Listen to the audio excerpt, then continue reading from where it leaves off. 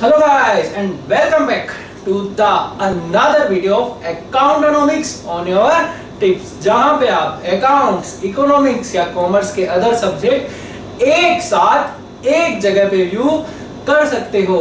आज जो हम करने वाले हैं, जिसका काफी टाइम से इंतजार था, market equilibrium and price determination के प्रैक्टिकल क्वेश्चन, जिसमें कि कई बच्चों के व्यूज आए कि सर इस एग्जाम में अगर क्वेश्चन आए तो कैसे सॉल्व करें, ऐसे क्वेश्चन को हम कैसे पहचाने। तो वो सारी की सारी चीजें मैं आज डिस्कस करने वाला हूं। इससे पहले मैंने आपको इस चैप्टर से रिलेटेड सारे कंसेप्ट के वीडियोस बना दिए हैं और एक वीडियो मैंने ऐसा भी बनाया था जिसमें मैंने पूरे चैप्टर को एक ही वीडियो में रिवाइज करवाया है, जिसमें मैंने कम से कम 20 से 25 डायग्राम एक ही वीडियोस में डाले हैं, जो इससे पिछले वाला वीडियो था। तो आप लास्ट वाला वीडियो जरूर व्यू कीजिए, क्योंकि उसमें मैंने पूरे इस चैप्टर को एक साथ रिवाइज करवाया है। और आज के वीडियो की कुछ खास बात यह है कि आज हम कुछ इनडायरेक्ट क्वेश्चन करेंगे जो कि आपके बोर्ड के एग्जाम में आए हुए हैं, जिसमें पहले दो क्वेश्चन तो थोड़े आसान है और जो अगले दो क्वेश्चन है वो भी आसान है लेकिन थोड़े से लॉजिकल है। और इन चारों क्वेश्चन को करने के बाद में जो डायरेक्ट क्वेश्चन आते हैं इस चैप्टर से रिलेटेड वो भी मैं आपको बताऊंगा। लेकिन इस वीडियो पे आने से पहले पिछले वीडियो जरूर व्यू कीजिए, लास्ट वाला तो आप जरूर देखना जिसमें मैंने पूरा चैप्टर आपको करवाया था। तो आइए विदाउट वेस्टिंग टाइम स्टार्ट करते हैं क्वेश्चन नंबर फर्स्ट। और क्वेश्चन नंबर फर्स्ट है कि how will the change in price of coffee affect the equilibrium price of T, कि कॉफी के प्राइस बढ़ने या घटने की वजह से टी के इक्विलिब्रियम प्राइस पे क्या फर्क पड़ेगा। तो सबसे पहले आप इस क्वेश्चन को पहचानोगे कैसे? पहचानने का तरीका यह है कि आपको क्वेश्चन में मेंशन होगा कि इक्विलिब्रियम प्राइस पे क्या फर्क पड़ेगा, इक्विलिब्रियम क्वांटिटी पे क्या फर्क पड़ेगा। तो इसका मतलब आप समझ जाइए कि ये इसी चैप्टर से रिलेटेड है। तो आपको सिंपली एक ये नॉर्मल वाला जो इक्विलिब्रियम का डायग्राम है वो ध्यान में रखना है। तो क्वेश्चन में है कि कॉफी के प्राइस में चेंज होने से टी के इक्विलिब्रियम पे क्या फर्क पड़ेगा। तो हम यहाँ पे टी का डायग्राम बना रहे हैं। आप खुद सोचिए, ये नॉर्मल वाला इक्विलिब्रियम पॉइंट हो गया, ये प्राइस और ये क्वांटिटी।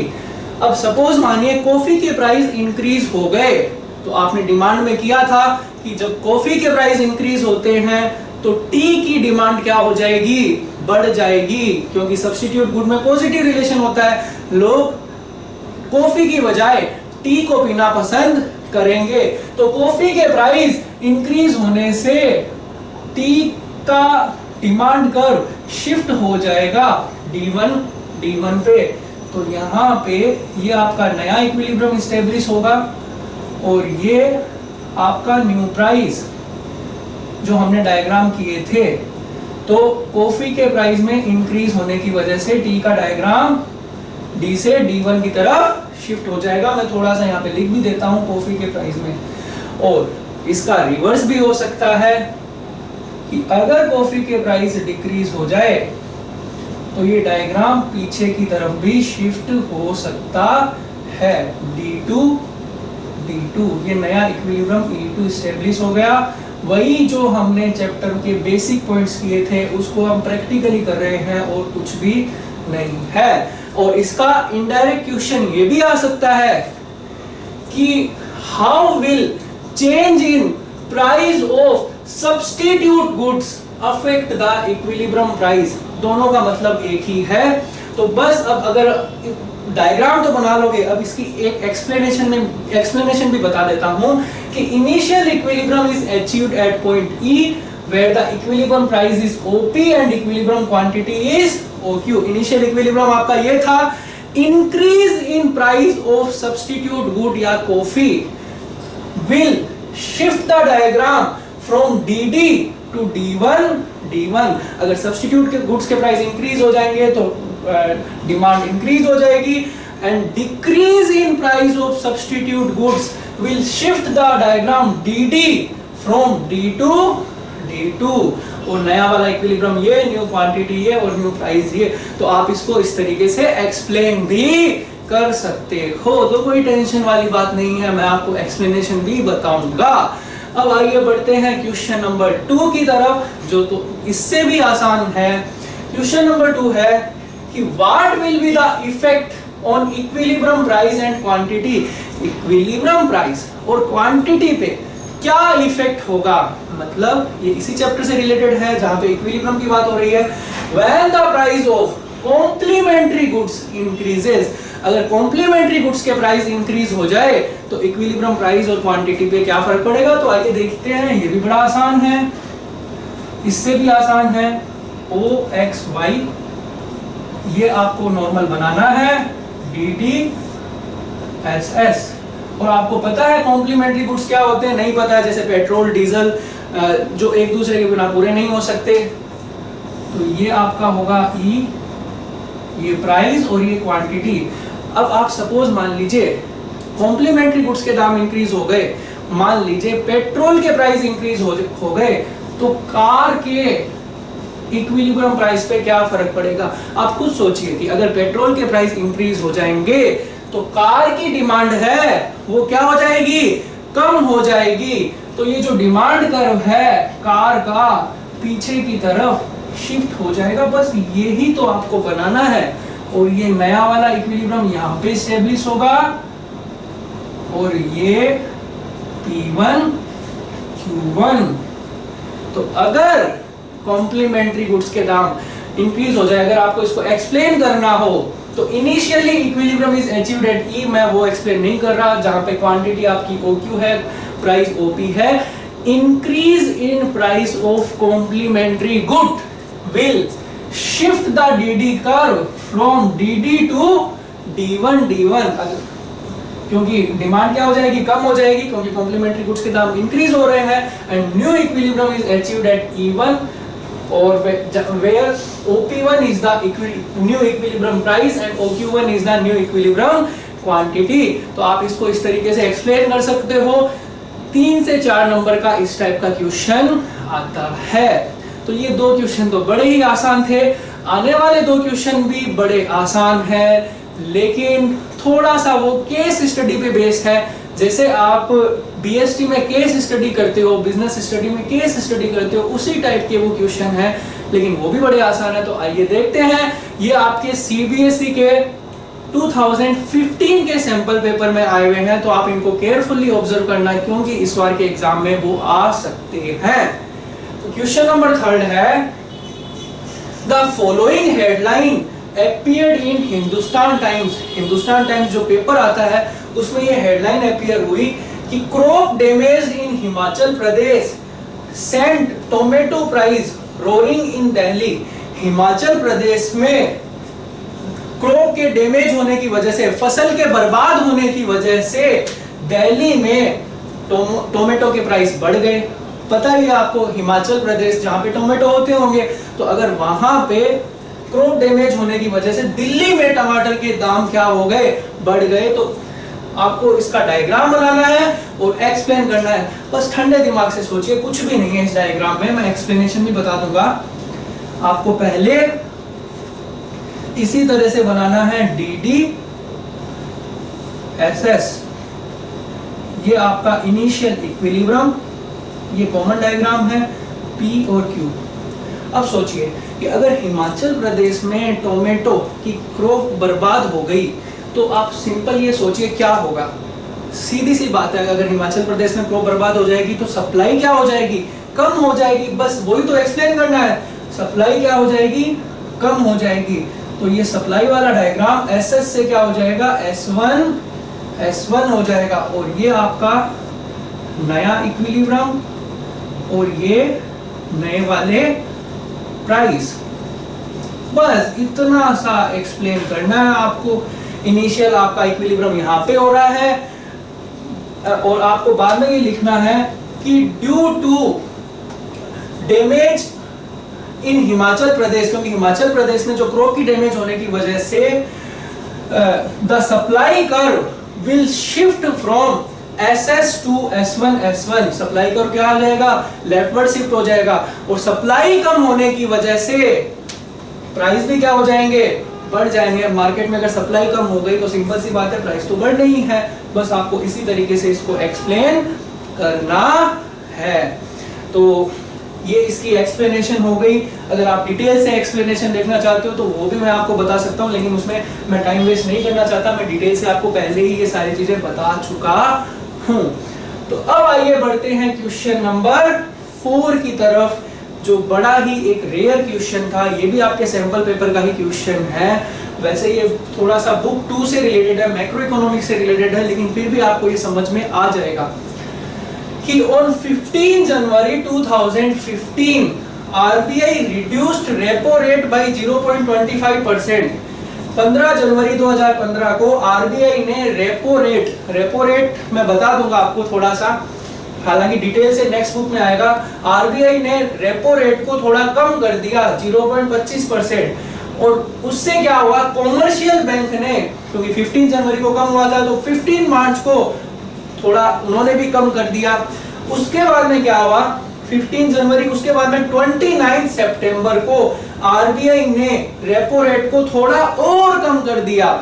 15 जनवरी को तो किया ही था, 29 सितंबर को थोड़ा और कम कर दिया। इससे क्या हुआ, commercial bank expect to reduce rate on home loan. तो कॉमर्शियल बैंकों से ये उम्मीद की जाने लगी कि वो होम लोन पे इंटरेस्ट की रेट को कम कर दे, क्योंकि उनके लिए जो लोन है वो सस्ता पड़ने लग गया। आपका थोड़ा सा ये यहाँ पे वीडियो में कट हो रहा होगा, लेकिन आगे मैं क्वेश्चन पढ़ देता हूँ। इससे आप ये बताइए कि होम लोन की रेट रिड्यूस हो गई, तो इससे रेजिडेंशियल फ्लैट की डिमांड और प्राइस पे क्या फर्क पड़ेगा। तो पहले मैं आपको बता दूं रेपो रेट होती क्या है। रेपो रेट का मतलब, डिटेल से तो हम सेकंड बुक में करेंगे। रेपो रेट का मतलब वह रेट जिस पे कॉमर्शियल बैंक आरबीआई से लोन लेती है। फिर से बता दूं, वह रेट जिस पे कॉमर्शियल बैंक आरबीआई से लोन लेती है। तो अगर वो रेट कम हो जाएगी तो कॉमर्शियल बैंक के लिए लोन लेना क्या हो जाएगा, आरबीआई से सस्ता हो जाएगा। और अगर कॉमर्शियल बैंक जैसे पीएनबी, एसबीआई, अगर इनका लोन लेना सस्ता हो गया तो वो कंज्यूमर से भी थोड़ा सा रेट कम चार्ज करेंगे, और कंज्यूमर से अगर रेट कम चार्ज करेंगे तो उनके लिए चीजें क्या हो जाएगी, सस्ती हो जाएगी। यही आपको पूछा है कि कॉमर्शियल बैंक ने क्या किया, होम लोन की रेट को कम कर दिया, तो इससे रेजिडेंशियल फ्लैट की डिमांड और प्राइस पे क्या फर्क पड़ेगा। तो आइए देखते हैं इसका डायग्राम। ये डायग्राम इस तरीके से बनेगा, OXY। ये आपका नॉर्मल वाला बनाना है। ये प्राइस, और प्राइस किसके हैं, रेजिडेंशियल फ्लैट्स के हैं, और ये रेजिडेंशियल फ्लैट्स की क्वांटिटी, और ये है P और Q। आप खुद सोचिए कि अगर कॉमर्शियल बैंक ने होम लोन की रेट कम कर दी तो लोगों के लिए लोन लेना सस्ता हो जाएगा, तो रेजिडेंशियल फ्लैट की क्या हो जाएगी, डिमांड बढ़ जाएगी। तो ये डायग्राम है वो DD से क्या हो जाएगा, आगे की तरफ शिफ्ट हो जाएगा, D1, और ये नया इक्विलिब्रियम हो जाएगा इस तरीके से, और ये न्यू क्वांटिटी और ये न्यू प्राइस। तो आप सीधा सा सोचिए कि एक तो रेजिडेंशियल फ्लैट की डिमांड से डायग्राम DD से क्या हो जाएगा, D1 हो जाएगा, और प्राइस पे क्या फर्क पड़ेगा, क्योंकि डिमांड बढ़ जाएगी मार्केट में अगर फ्लैट्स की, तो प्राइस भी इंक्रीज हो जाएंगे, क्योंकि डिमांड बढ़ रही है तो दाम, सिंपल सी बात है, अपने आप ही बढ़ेंगे। डायग्राम से सीधा सीधा समझ में आ ही रहा होगा आपको। तो ये था इस क्वेश्चन का आंसर। आई होप आपको ये चारों क्वेश्चन समझ में आए होंगे। एक बार आप वीडियो को बंद मत करना, क्योंकि अब मैं जो आपको बताने वाला हूँ कि इस चैप्टर के डायरेक्ट क्वेश्चन किस तरह से आते हैं। ये तो इनडायरेक्ट क्वेश्चन थे, डायरेक्ट क्वेश्चन किस तरीके से आ सकते हैं। जैसे कि मान लो एक क्वेश्चन ये आ सकता है, थोड़ी सी यहाँ पे जगह की कमी है, कि suppose the market is in equilibrium. Suppose ये मानिए कि मार्केट इक्विलिब्रियम में है, explain the chain effect of decrease in demand. Explain the chain effect of decrease in demand. तो बस इसमें कुछ भी नहीं करना। जैसे कि मान लो क्वेश्चन ये था, ये मैं एक बार रब कर देता हूं। ये मान लो DD और ये SS था, और ये मार्केट क्या था, इक्विलिब्रियम में था। Explain the chain effect of decrease in demand. तो कुछ भी नहीं करना आपको, dd से क्या हो जाएगा, पीछे की तरफ आ जाएगा। तो इस तरीके से बना सकते हो आप ये डायग्राम। अब मैं बाकी की इसकी एक्सप्लेनेशन नहीं कर रहा हूँ, एक्सप्लेनेशन मैं आपको बता चुका हूँ जब मैंने आपको चेन इफेक्ट की सारी चीजें बताई थी। और किस तरीके से क्वेश्चन आ सकते हैं कि suppose the market is in equilibrium, ये किसी टाइप का और क्वेश्चन कि अगर मान लो मार्केट इक्विलिब्रियम में था तो explain the chain effect of decrease in supply. तो आपको चेन इफेक्ट बताने हैं डिक्रीज इन सप्लाई के, तो ये सप्लाई कर्व क्या हो जाएगा, पीछे की तरफ शिफ्ट हो जाएगा। तो एक इस टाइप का भी आ सकता है। प्राइस सेलिंग, प्राइस फ्लोरिंग के क्वेश्चन ज्यादातर डायरेक्ट आते हैं।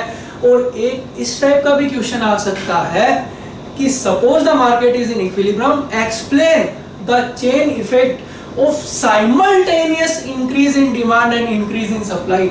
जब डिमांड और सप्लाई दोनों की दोनों एक साथ इंक्रीज हो तो क्या फर्क पड़ेगा। आपको मैंने वो जो 3 डायग्राम बताए हैं आपको इस तरीके से बता देने हैं। मैं एक डायग्राम तो बना देता हूं। ये मान लो मार्केट इक्विलिब्रियम में था, simultaneous increase in demand and increase in supply करनी है, तो आप इस तरीके से दोनों के दोनों बढ़ रहे हैं, तो ये D1 हो गया और ये क्या हो जाएगा आपका S1। तो दोनों के दोनों एक साथ इंक्रीज होंगे। तो इसके जो 3 सिचुएशन होती है वो भी आप करके आ सकते हो, जब दोनों बराबर बढ़ रहे हैं, फिर मोर देन, फिर लेस देन। तो इस टाइप से आप ये क्वेश्चन भी कर सकते हो। डायरेक्ट क्वेश्चन तो बड़े आसान है अगर आपको कंसेप्ट आते हैं तो ये था इस चैप्टर से रिलेटेड सारे के सारे प्रैक्टिकल क्वेश्चन। आई होप आपको ये सारी की सारी चीजें समझ में आई होगी। नहीं भी आई तो कोई बात नहीं, वीडियो को आप वापस व्यू कीजिए, हो सकता है सेकंड टाइम में समझ में आ जाए। फिर भी इस टॉपिक से रिलेटेड कोई डाउट रहते हैं तो कमेंट बॉक्स खाली पड़ा है, कमेंट से भर दीजिए, मैं आपके कमेंट्स की जरूर क्वेरी लूंगा। एक इंपॉर्टेंट चीज और, अगर आपको इस चैप्टर से रिलेटेड कोई भी क्वेश्चन में प्रॉब्लम आती है तो आप कमेंट बॉक्स में उस क्वेश्चन को जरूर टाइप कीजिए। मैं अगर मेरे को लगेगा कि ये क्वेश्चन इंपॉर्टेंट है, मेरे को ये आपको बताना चाहिए, तो मैं उस पर वीडियो जरूर बनाऊंगा। तो इस चैप्टर से रिलेटेड सारी चीजें हमारी हो चुकी है। नेक्स्ट वीडियो के अंदर जो हम करेंगे प्रोडक्शन फंक्शन करेंगे। थोड़ा सा मैं सीक्वेंस अलग तरीके से करवा रहा हूं, मैंने आपको पहले भी बताया था। डिमांड के बाद में सप्लाई, फिर डिमांड और सप्लाई इन दोनों से रिलेटेड चैप्टर करवाए। अब सिर्फ एक ही यूनिट बची है, प्रोडक्शन फंक्शन और फॉर्म्स ऑफ मार्केट। उसके बाद में अपनी माइक्रो इकोनॉमिक्स पूरी कंप्लीट हो जाएगी। तो लास्ट में यही बोलूंगा कि अगर आपको ये वीडियो पसंद आया तो प्लीज इसे लाइक कीजिए, सब्सक्राइब कीजिए, ज्यादा से ज्यादा शेयर कीजिए, क्योंकि मैं आपको यहाँ पे सिर्फ कंसेप्ट ही नहीं बता रहा, कंसेप्ट के साथ साथ उससे रिलेटेड सारी की सारी चीजें करवा रहा हूँ। तो टिल देन हंसते रहिए, मुस्कुराते रहिए, but don't forget to subscribe my channel because a lot of thing is going to happen in the forthcoming days. Till then, thank you guys.